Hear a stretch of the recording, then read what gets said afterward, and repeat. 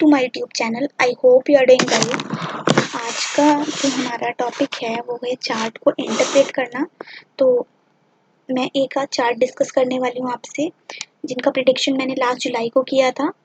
इनका क्वेरी था, इनकी वाइफ से अंडरस्टैंडिंग अच्छी नहीं थी और शुरुआत में मैरिज अच्छी थी, उसके बाद में प्रॉब्लम आ रही थी। तो देखिए, सबसे पहली बात है, यहाँ पे हम लोगों का फर्स्ट कंडीशन है कि हम लोग विंशोत्तरी दशा को तो यूज़ ही करेंगे, इसके साथ साथ हम इसमें ट्रांजिट का यूज़ करेंगे। मैंने इसके अलावा इसमें कुछ एक्स्ट्रा नहीं ऐड किया, बट इन दोनों चीज़ों से मुझे रिजल्ट मिल गए जो मैं एक्सपेक्ट कर रही थी।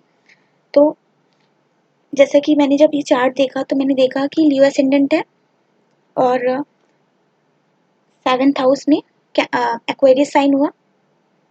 अब ये इनकी वाइफ का 7th हाउस हुआ, जो कि हम जैसा जानते हैं कि लियो असेंडेंट वालों के लिए एक्वेरियस साइन बहुत ज़्यादा मीन्स स्पाउस का साइन है वो बिल्कुल डिफरेंट हो गया। मतलब जो कंपैटिबिलिटी होती है हस्बैंड वाइफ की, वो एकदम अलग होती है एक दूसरे से। तो जब हम इनका 7th हाउस को हम लगना बना के इस चार्ट को अब टेस्ट करने की कोशिश करते हैं कि क्या चल रहा है। अब देखिए, जो लगन लॉर्ड है एक्वेरियस का, वो 8th हाउस में है गुलिका के साथ और मार्स के साथ। और जो वहाँ पे ज़ोडियाक है वर्गो, वो भी अच्छा कंसिडर नहीं किया जाता, डिस्प्यूट का साइन है। अब वीनस केतु 12th हाउस में अच्छा नहीं कंसिडर किया जाता है। अब राहु है 4th साइन में, मीन्स कैंसर साइन में 6th हाउस में। तो यहाँ पे जब मैं अगर हम दशा देखें तो नेटिव की चल रही है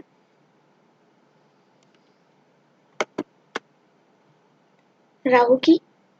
राहु इनकी वाइफ से 6th किया है, मतलब वाइफ का जो हेल्थ है उसमें कुछ ना कुछ इशू रहेगा।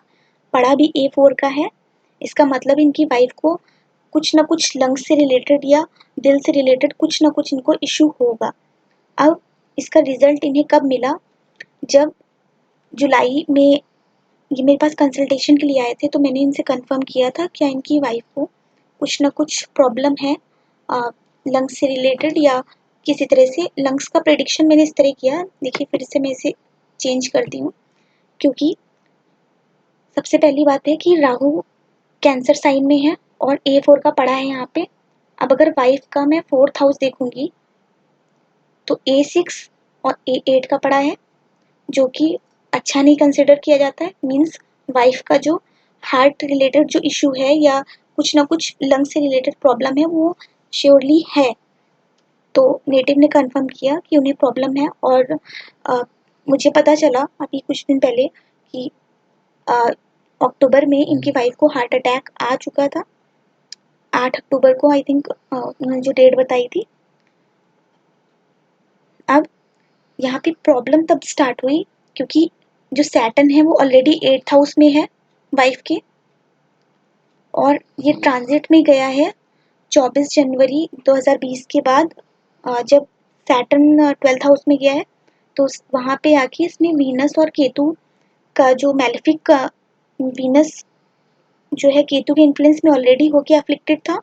और सैटर्न जब 12th हाउस में गया, बेशक वो लग्नेश है अपने घर में है, मगर इसने प्रॉब्लम किया क्योंकि यहाँ से जो सैटर्न है ट्रांजिट का वो फिर से इसने ट्रांजिट में आके 6th हाउस को और लंग्स वाला जो मैंने प्रिडिक्शन किया था एरिया को एफ्लिक्ट किया। तो इनकी वाइफ, अब जैसा आप एक चीज़ और नोटिस करिए, जो 6th लॉर्ड है वो चला गया है 7th में।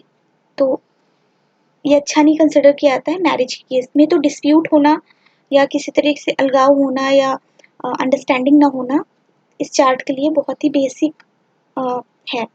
इन्हें मैंने ये प्रेडिक्शन बहुत क्लियरली किया था कि वरना तो आपका वाइफ का जो डिस्प्यूट चल रहा है इसको अगर ये दो चीज़ें हो सकती हैं इसमें, या तो आपकी वाइफ का लाइफ से रिलेटेड कुछ इशू हो सकता है कि किसी तरह का वो अपने साथ कुछ गलत कर सकती हैं इस टाइम ऑफ पीरियड पे, या उनके साथ कुछ गलत हो सकता है। क्योंकि मार्च था तो मुझे ये भी गेस था कि क्योंकि जो हम लोग 6th हाउस देख रहे थे वो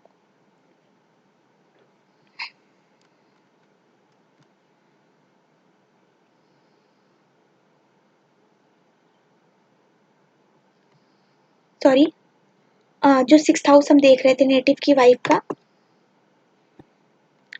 वहाँ से दिख रहा था क्योंकि 12th हाउस आइसोलेशन का है, तो नेटिव की वाइफ को हॉस्पिटल जाना बाउंड था जब तक सैटर्न 12th हाउस में था ट्रांजिट में, और राहु की वजह से और मैलेफिक इन्फ्लुएंस आ गया था।